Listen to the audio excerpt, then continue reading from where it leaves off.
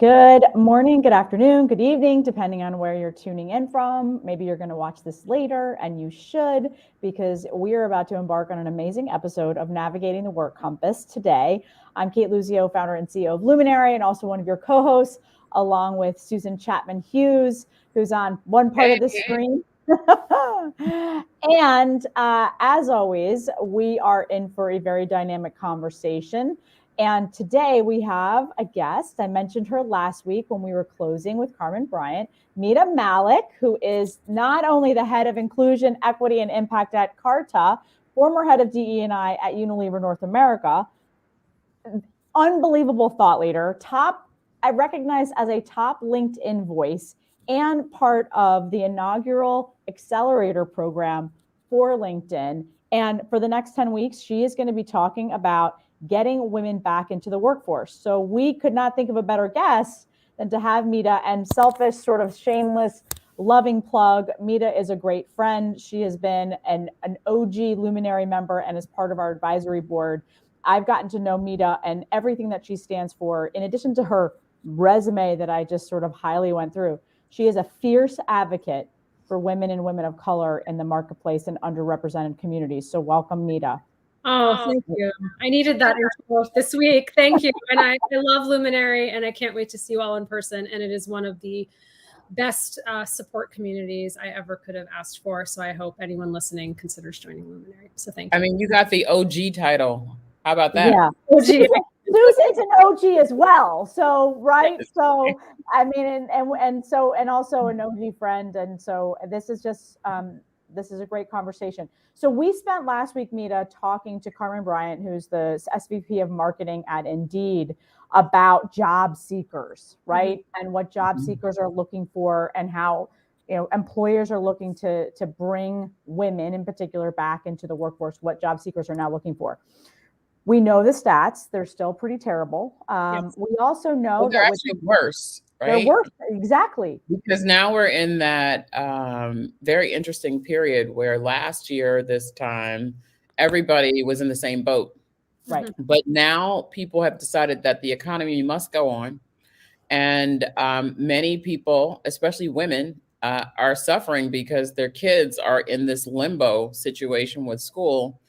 And I have talked to so many women who are like, listen, something's got to give. And usually what's giving is their career. And unfortunately, people are just marching on as if nothing ever happened. So It is actually, I think, worse than it was last year. And so it's really challenging. And we know, in addition to all these incredible, disturbing facts, right? It's women of color that have been disproportionately impacted many of the industries. One of the new stats, and I happened to be on a Bloomberg podcast yesterday that have been using, is when a woman steps back from a career and takes more than a year off, when she tries to re-enter the workforce, her salary is 40% less than when she left. And that's 1 year. So Mita, we're going to talk to you a lot about actually some tips for women looking to get back into the workforce or are trying. And by the way, even though we hear the job market is hot and everyone's hiring, it's not always so easy. So I would love to kind of turn it over to you around what you're seeing and what you're talking about and everything that you're doing in your role, but then more broadly as a thought leader in this space. Yeah. I think you're both absolutely right. There are women right now who are ready to go back into the workforce. And it's hard to believe, Kate, I can remember doing a LinkedIn Live with you 2 years ago. I was in the same place in the corner of my bedroom. I have not left for 2 years, right? And I am a working mother. I've got a 6 and a 9-year-old. So my kids were, my daughter was 4 when the pandemic started. And so there are women who are ready to get back into the workforce, yet they have what I call a pandemic gap year of 2 years. Mm-hmm. And then there are some, like Susan is saying, they're not ready. There's no choice. The infrastructure in our country, for all sorts of reasons, is not supporting women. My village was ripped out from under me. Many women say that, right? And then there's also ageism, there's racism, there's all the other intersectionalities. I had someone message me on LinkedIn that said, I was told I'm 59 years old by a recruiter. I'm not going to get hired in HR. And you're like, what? These are real stories of what people are facing. And so, Kate, to your point, one of the stats on if you have left the workforce, this is pre-pandemic, an article that I had written in Harvard Business Review where I talk about what does it take to get women back into the workforce. One stat is, let's say you and I are both applying for a job. You have been out of the workforce for a while for whatever reason, and I have not. You have a less likelihood chance of getting called back for an interview, 47% less likely of a chance that you'll get called for an interview because people will see that gap. So what really concerns me is we're now at 2 years. So like for recruiters and leaders who are listening, forget the gap. Yes. Ask me what I did before that. And ask me what I did as the chief entertainment officer, referee, as the virtual teacher, as the failed summer camp counselor. What did I do in those 2 years? And then head of procurement. Head of procurement. Yes, yes, yes. Michael's arts and crafts. And head of fundraising. Yes. Yes.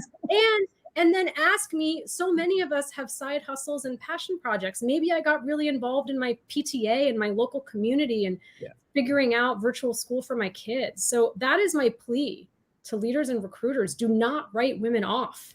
Yeah. Not right.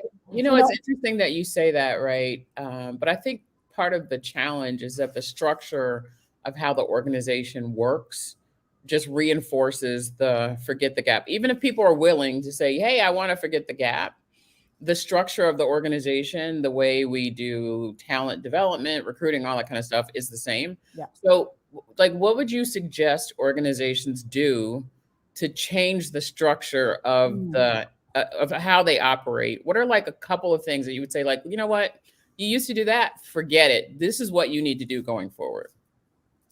I would say one thing is be open and honest about the fact that you will forgive the pandemic gap year bias, right?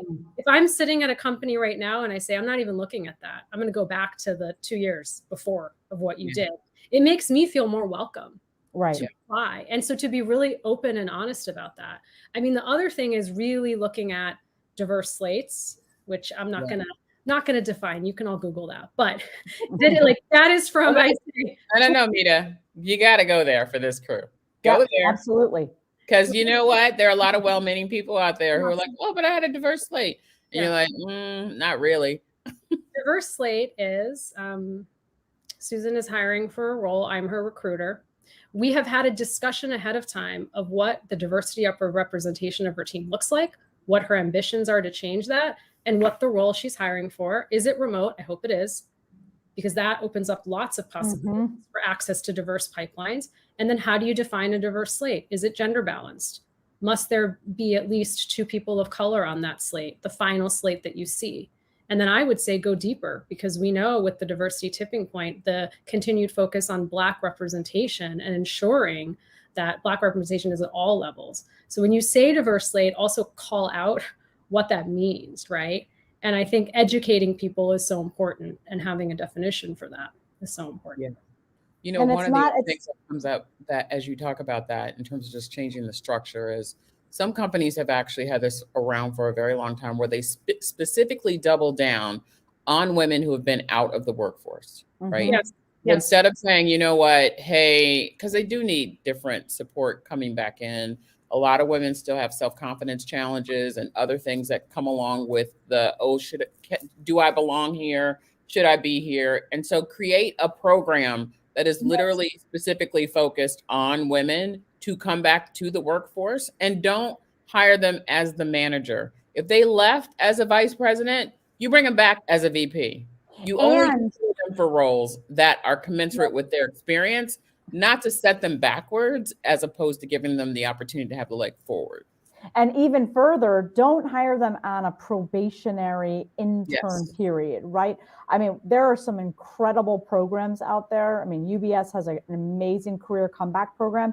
It is a rolling program. It is not, hey, once a year apply to this. This is all year round, and they get placed in actual roles. And everyone knows, like, this is a real job. This is not probation. So I think you're absolutely right, Susan. And I think on the employer side, it's really time to listen up. And then you have employers that have workforces that aren't sitting in an office. So forget return to the office. I'm not a quasi, in an office environment. I'm retail, I'm hospitality, I'm services, all of those roles. And someone actually like you, Mita, DM me and said, listen, you talk a lot about return to the office. I'm not going I'm going into a warehouse. I'm walking into a department store. Yeah. I don't have an option. You don't have an option. We have the privilege to have this conversation. Exactly. Exactly. Yeah. So Mita, let me ask on the other side, right? So from I am looking for work, or maybe I'm unhappy in my current work environment or my job, or I'm looking to switch. What are some of the tools that, if you're a job seeker or you're in transition, or just I'm just ready for the next thing, or I'm just not happy in my culture, some things that women in particular can do to get noticed? Get on LinkedIn. And I know we're on LinkedIn Live, and I'm a huge fan of LinkedIn. My husband thinks I waste a lot of time on it. Shout out to him.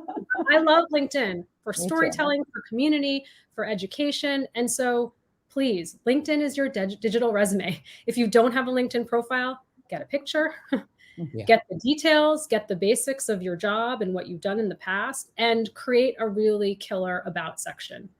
It's like as if we were having coffee. How would I come to life? Feel free to go look at my about section. But really, so people can get to understand you. I think that's so important. And then I think the other tip I have for people, because and Kate has been on this journey with me, Luminary's been on this journey with me, as I've tried to figure out what I'm doing next in my career. It can be painful to be ghosted, to not get callbacks, to continue to put resumes into this black box. And you're like, is anyone ever going to notice me? Okay, so here's my tip. Make a list of 5 companies that you want to work at, right? 5 target companies. Follow them on LinkedIn. Find leaders. Let's say I want to work at Luminary. Okay, so I follow Luminary, and then I start following Kate Luzio. And then I start not just liking their content, but I start engaging and commenting. And I start saying, hey, Kate, I'm watching you on Navigating the Work Compass. Thank you so much for your comments. And I really like that you said this. And Kate might give me a little shout out back. And this has happened to me over time, where especially during this time, there are people I have never met, but I met them through LinkedIn and I feel like they're friends. And then when someone asks me for something in my messages, I usually deliver. So what do I mean by that? I'll continue the Kate example. Kate and I are bantering over the last, 6-7 weeks. I've been engaging with her content. I then DM Kate and I say, hi, Kate, I love your content. I love what Luminary stands for. Would you meet me for a 20-minute virtual coffee? I'd love to learn more about Luminary and your career. And I also see their openings there. So 3 things are going to happen. 1, she could ghost me. And because it's Kate, she won't. Right. And it's also not ghosting, cold calling. We have a relationship. Right.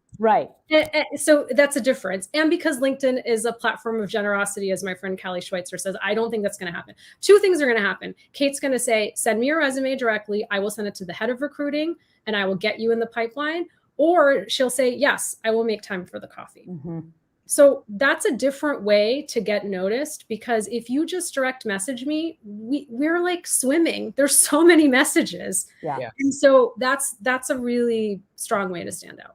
And also connect with people, right? So find folks who are interesting and use your network. Because I think a lot of people only think 1 degree from themselves, but every single last one of us has a network. And if you tap into the network, I've often had times that people call me and say, hey, listen, I see you're connected with so-and-so on LinkedIn. If you know them really well, would you mind facilitating an introduction for me? And I'm like, sure. Because a warm introduction is way better than a cold call. Yes. But with context, right? Because, and with that ask, because I think there's so much, Susan, I mean, you and I've talked to, it's like, hey, I want to meet Mita. Okay, why? Tell me why, right? Because also you're opening up your network in a way that you don't do that for everyone. So, and Mita, to your point, in that you've now established a relationship. This is not, I just DM you and say, hey, can I sell you something? Or, hey, I just also do some research, right? Like what does Kate do? What does Kate stand for? What's her background? That's what the internet is for, everyone. You can do due diligence, right? This is not like when at least when I started out my career, you literally had to talk to everyone to find out something. So I think there's a real context, Mita, is so important, right? But then, okay, I've done that.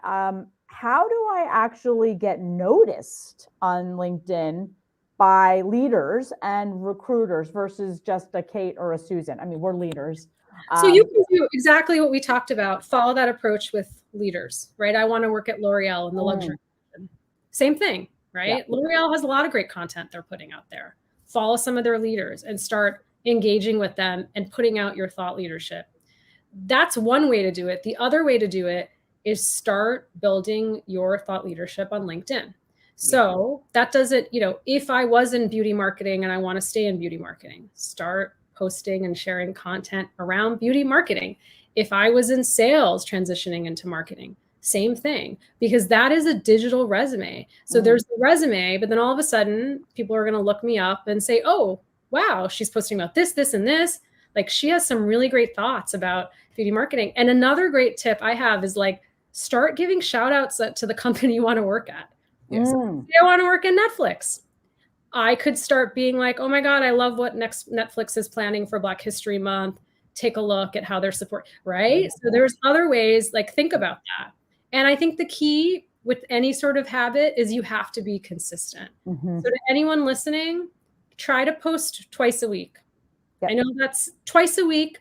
Try to post something. And, inspirational quotes are great. I do that from time to time, but I'm talking about how to land your dream job. You have to post about content in the field you want to land in and present yourself with deep expertise. And going back to Mita, you talked about your killer about section. Yeah.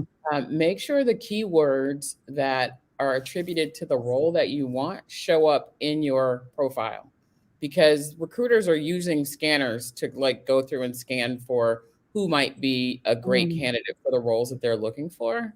The other thing that is like really basic that I find a lot of people don't do is turn on the toggle that says you are open to conversations and open to new roles.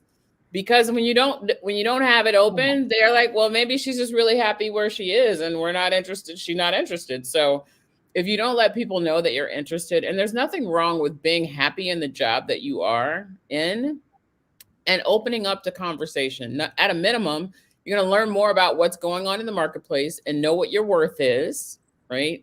And, at a maximum, you'll find a new great job that is something that you might not have thought about before. So I think, just got to do those basic things too. Right.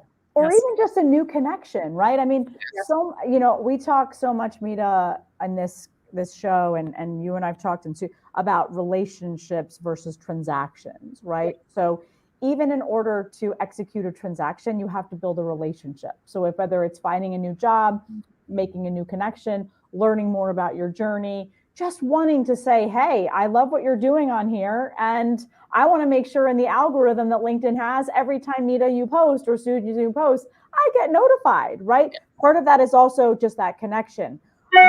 Something that you also talk about, Mita, is how to find someone to sponsor your job search. Right. Can you talk about that? Because I think not many people would know what that even means. Yeah, so we talk a lot about this. There's a lot of talk in the marketplace about sponsorship versus mentorship. I will tell you, I am over-mentored and under-sponsored. I posted this recently and people went wild thinking I was saying mentors aren't important. Mentors are important.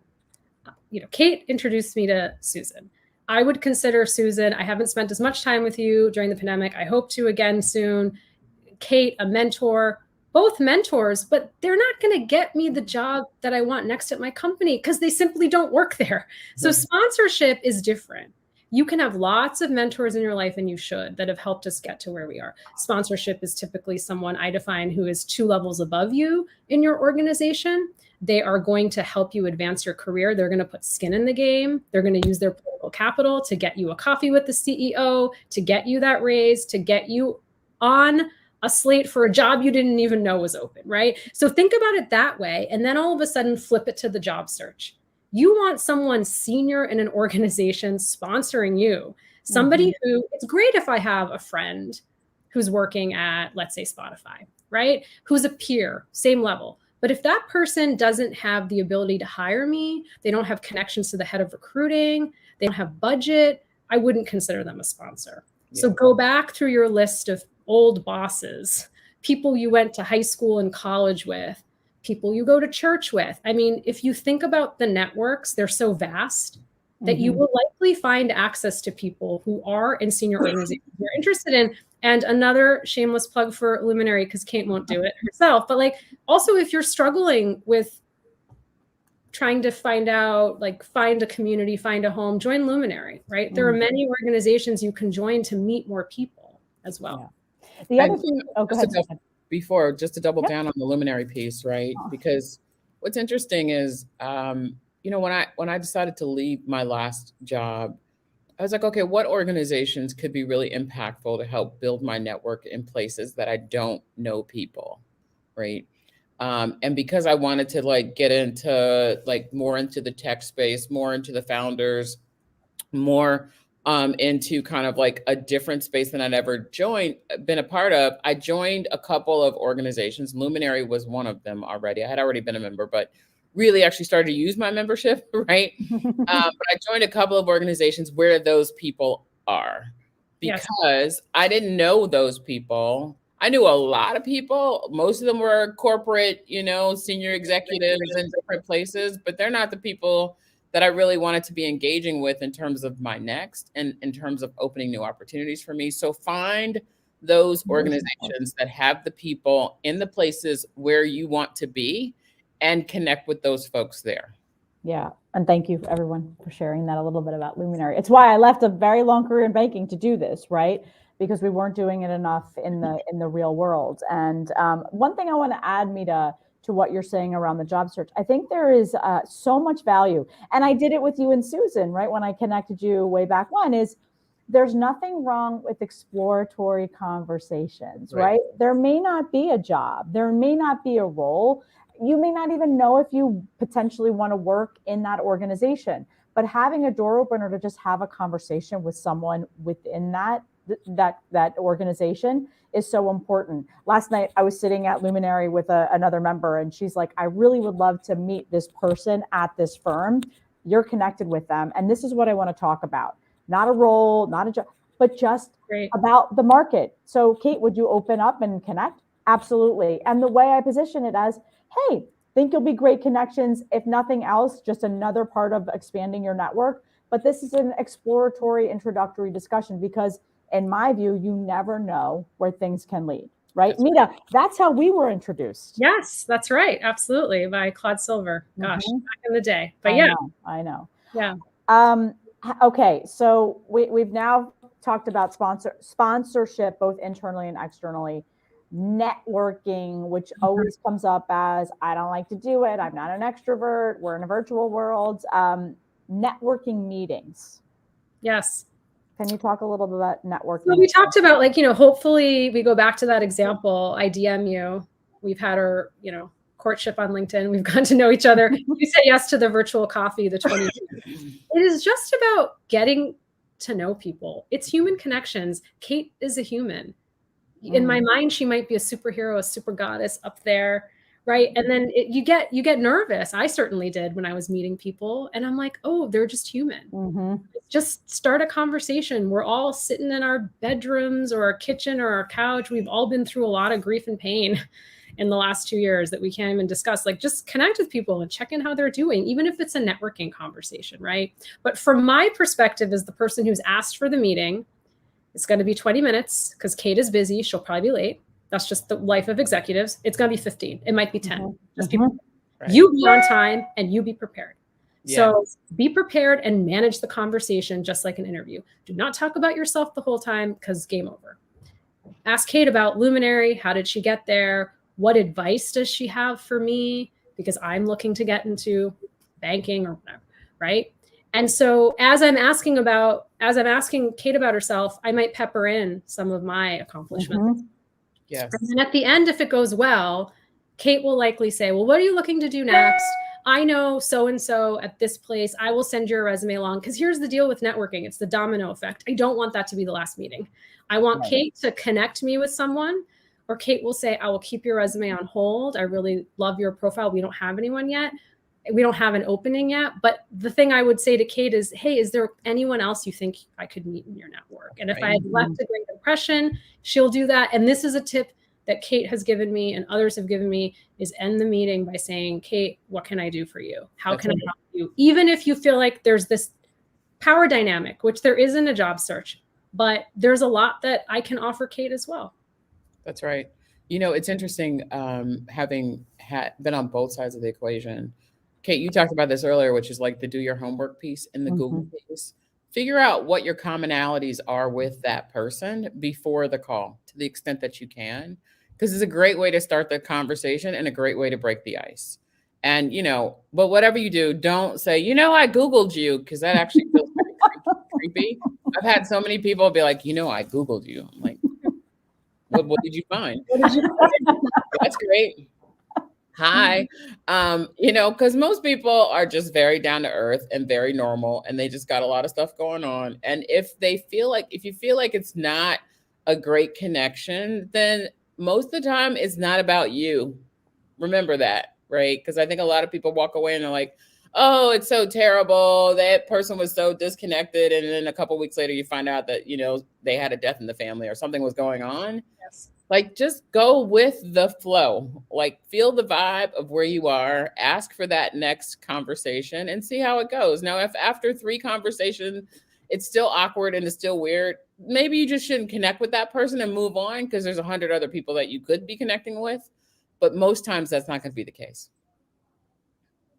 Yeah. And actually that goes to the topic of ghosting, right? And Mita, I remember sitting in the luminary space, I don't know how many times, saying, I do not get this, right? If I've struck up, there's 2 views of ghosting, right? I have a relationship or I've struck up a conversation with someone and then it's ghosted, right? You're ghosted. And this is in a professional context.